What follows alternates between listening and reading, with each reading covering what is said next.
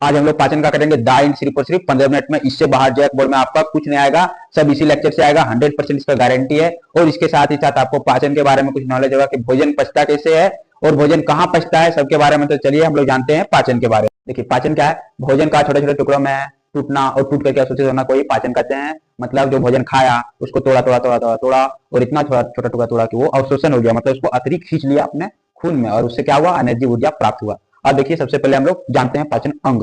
पाचन अंग क्या है, मुंह, सबसे पहले खाना आया मुंह, फिर अमाशय जिसको हम लोग पेट कहते हैं, पेट के बाद आया छोटी आंत, छोटी आंत के बाद बड़ी आंत, और बड़ी आंत के बाद खाना पच के क्या हो गया, कुछ अवशोषित हो गया, कुछ का उपयोग हो गया और कुछ वेस्ट होकर के निकल गया। लेकिन इसको पचाने में बहुत सारा ग्रंथि काम करता है, बहुत सारा एंजाइम काम करता है। कैसे क्या करता है वो सब अभी हम लोग देखेंगे।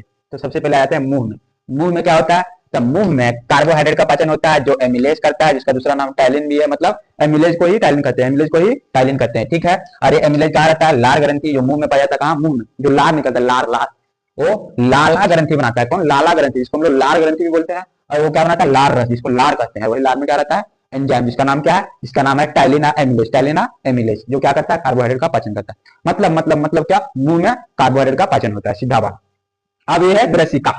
ग्रसिका क्या है, एक पाइप है, सीधा सीधी पाइप क्या करता है, एक जगह से दूसरी जगह पर ले जाने का काम करता है, ठीक। मतलब मुंह से जो भोजन खाया तो निकला, तो पाइप ग्रसिका, वो पाइप को ना ग्रसिका के माध्यम से आ गया पेट में। अमाशय मतलब पेट, अमाशय मतलब पेट, जिसको हम लोग स्टमक कहते हैं। मुख मतलब मुख गुहा, जिसको माउथ कहते हैं, जिसको बक्कल कैविटी कहते हैं, ठीक है। अब देखिए अमाशय, अमाशय मतलब पेट, पेट में क्या होगा, पेट में होगा प्रोटीन का पाचन, पास से पेट और पास से प्रोटीन, सिर्फ और सिर्फ प्रोटीन। और प्रोटीन को कौन करेगा, तो पास से पेट, पास से प्रोटीन और पास से पेप्सिन। कौन, अमाशय में है, पहला दूसरा में अमाशय है। अमाशय मतलब पेट में, अमाशय को क्या कहते हैं, पेट। और पास से पेट, पास से प्रोटीन का पाचन, और प्रोटीन का पाचन कौन, पास से पेप्सिन। अब आया पेप्सिन बनता कहां पर है, तो यही अमाशय में है। यही अमाशय का जो परत है, लेयर है साइड साइड वाला, इसमें पाया जाता है कौन, जठर ग्रंथि। कौन, जठर ग्रंथि, जो तीन चीजों का क्या करता है, श्रावण, तीन चीज बनाता है, क्या, पेप्सिन, HCl और श्लेष्मा। पेप्सिन, HCl और श्लेष्मा, ये तीन चीज। तो पेप्सिन जो है, पास से पेप्सिन, पास से प्रोटीन को पचा दिया। और HCl का क्या काम है, तो यही HCl जो है वो सहायता करता है किसको, पेप्सिन को, प्रोटीन को पचाने के लिए। लेकिन HCl का एक नुकसान भी है। क्या नुकसान है, ये अम्ल है, ये पेट के परत को नुकसान पहुंचा सकता है, इसको क्षति पहुंचा सकता है। इसीलिए यही HCl, यही अम्ल, हाइड्रोक्लोरिक अम्ल से बचाने के लिए क्या किया जाता है, श्लेष्मा भी बनाता है। कौन, जठर ग्रंथि, जो क्या करता है, ये जो HCl यहाँ पर आया पेट में, उससे बचाता है, ये पेट के लेयर को, यहाँ पर लग जाता है श्लेष्मा, उसको बचाव में। किसके बचाव में, ये लेयर, ये परत के, अमाशय का जो परत है, पेट का जो परत है, उसको बचाने में श्लेष्मा मदद करता है। और ये HCl क्या करता है, पेप्सिन को प्रोटीन पचाने में मदद करता है। अब देखिए एक चीज और, क्या बोला जाता है कि खाना खाते समय या फिर खाना खाने के तुरंत बाद पानी नहीं पियो। क्यों नहीं पियो, देखिए यदि यहाँ पर खाना खाया आया पेट में, और ये अमाशय का जितना मात्रा में बनाने का है, एंजाइम, पेप्सिन, HCl और श्लेष्मा, उतना मात्रा में बनाएगा। अब मान लीजिए खाना खाया खाया इतना सा खाना खाया, अभी क्या करेगा, पेप्सिन बनाया, जैसे खाना आया पेट में, ये पेप्सिन बनाएगा तुरंत, और पेप्सिन बना कर क्या करेगा, खाना को तोड़ने लगेगा। लेकिन लेकिन लेकिन अभी पानी पी लिया, पानी पी के क्या किया, भर दिया पूरा पेट को, तो इससे क्या होगा, ये जो पेप्सिन है इसका प्रभाव घट जाएगा और खाना बढ़िया से पचेगा नहीं, खाना सड़ जाएगा।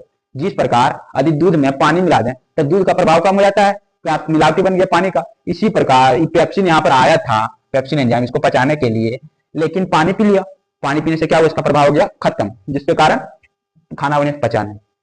अब देखिए आगे देखते हैं, ये समझ में आ गया कि पानी क्यों नहीं पीना चाहिए खाना खाने के तुरंत बाद, क्योंकि पेप्सिन का प्रभाव को क्या करता है, कम कर देता है। HCl जो जितना मात्रा में बनाया उसको क्या किया, पानी में मिल गया, खत्म, बस।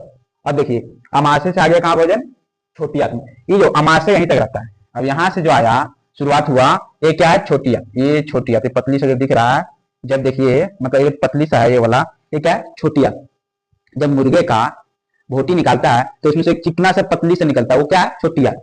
और एक निकलता है साइड साइड में इस तरह का, मोटी मोटी मोटी मोटी, वो क्या है, मोटी आंत नहीं, वो बड़ी आंत है। क्या, ये बड़ी आंत। ये जो मोटी मोटी वाला है, ये वाला, ये गोल गोल गोल गोल कुछ कुछ कुछ कुछ, ये वाला, ये क्या है, ये है बड़ी आंत। और ये वाला पतली सा, ये क्या है, छोटी आंत। अब देखिए भोजन कहाँ आ गया, पेट से छोटी आंत, यहाँ से शुरुआत हो गया किसका, छोटी आंत का। ये पूरा छोटी आंत है, और यहाँ से जो ब्लू रंग है, यहाँ से शुरुआत हो जाता है बड़ी आंत का।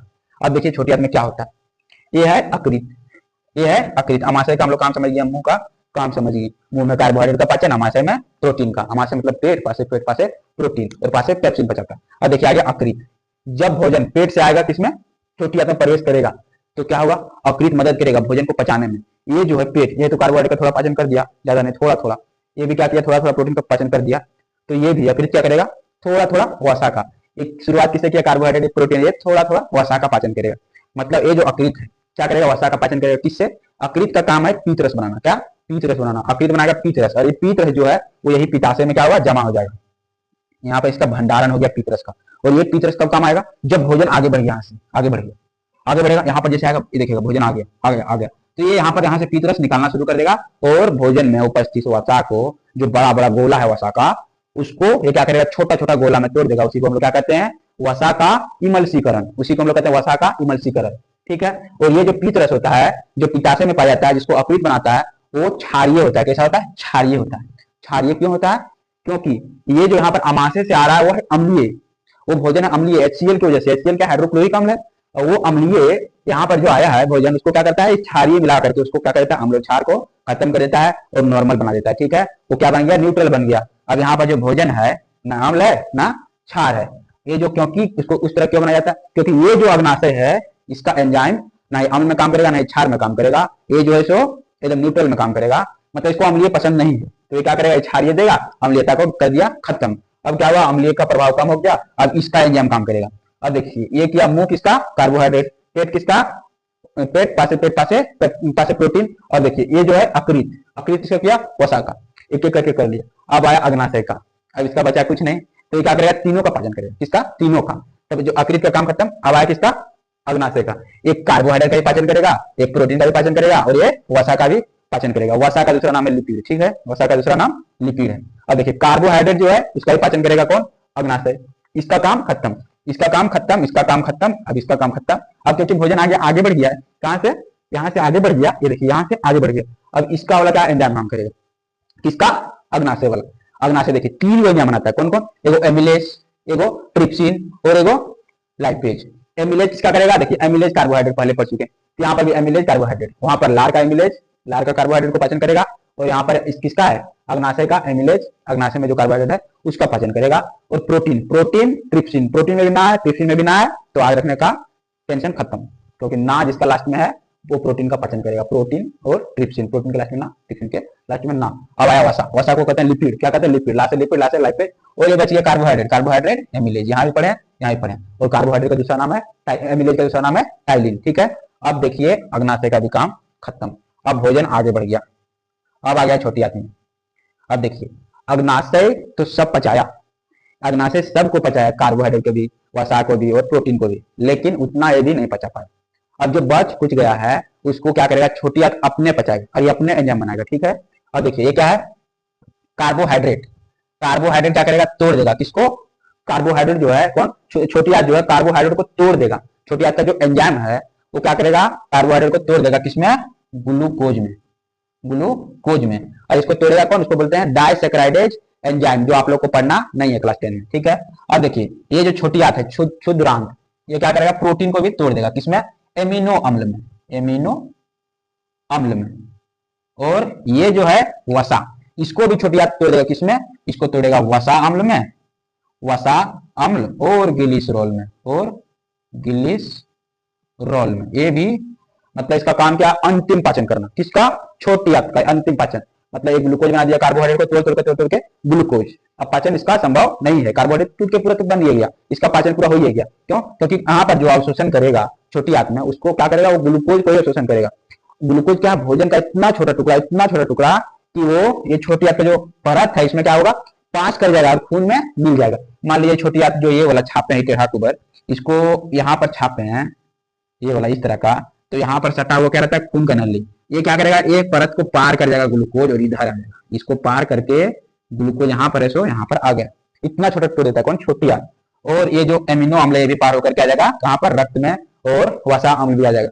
और ये क्या होगा, कोशिका में जाएगा और वहां पर शरीर की क्रियाओं में मदद करेगा, हमें ऊर्जा देगा एटीपी के रूप में। ठीक है, अब देखिए छोटी आंत हम लोग समझ गए, जिसको हम लोग कहते हैं क्षुद्रांत। ये क्या करता है, यहाँ पर भोजन का अंतिम पाचन होता है। अब आ जाओ, देखिए एक चीज और है, क्या, दीर्घ दीर्घ क्या है, भोजन को अवशोषण करने के लिए सतही क्षेत्रफल बढ़ाता है। सतही क्षेत्रफल मतलब ये जो है छोटी आंत, यहाँ पर इस तरह का छोटा छोटा छोटा टुकड़ा बाल जैसे आकार का रहता है, दीर्घ। अब इसको और बढ़ा करके देखें तो ये इस तरह का रहता है।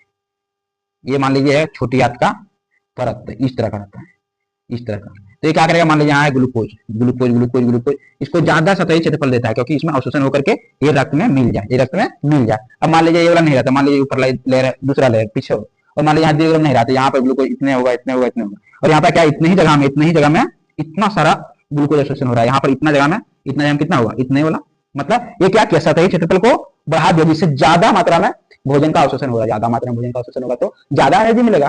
और क्या, अब देखिए आया वृद्धांत, वृद्ध मतलब बड़ा, दीर्घ आंत इसको बोलते हैं, मतलब बड़ी आंत। ये क्या है, बड़ी आंत। बड़ी आंत का कुछ काम नहीं है, इसका एक ही काम है, क्या, ये जो भोजन को अवशोषित कर लिया वो तो चल गए खून में, लेकिन जो बच गया कचरा वो कहाँ जाएगा, बड़ी आंत में नहीं जाएगा क्योंकि आगे वही है, आगे छोटी आंत से जुड़ा हुआ बड़ी आंत।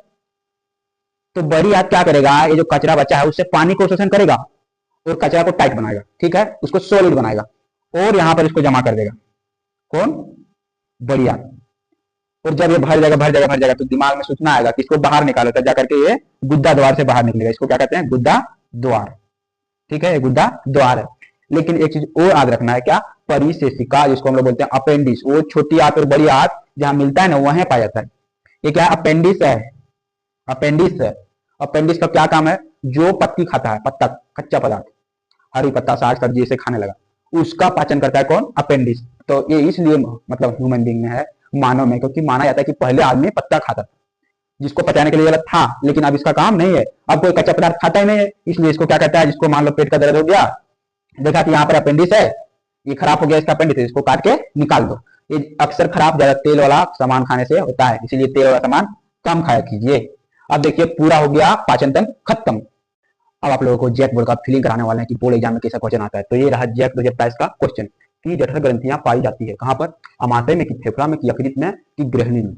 अमाशय क्या होता है, अमाशय मतलब पेट, फेफड़ा, फेफड़ा मतलब फुफ्फुस, श्वास जो लेता है छोड़ता है, जो शोषण में मदद करता है, शोषण तंत्र है कौन, फेफड़ा। अकृत, अकृत मतलब लीवर।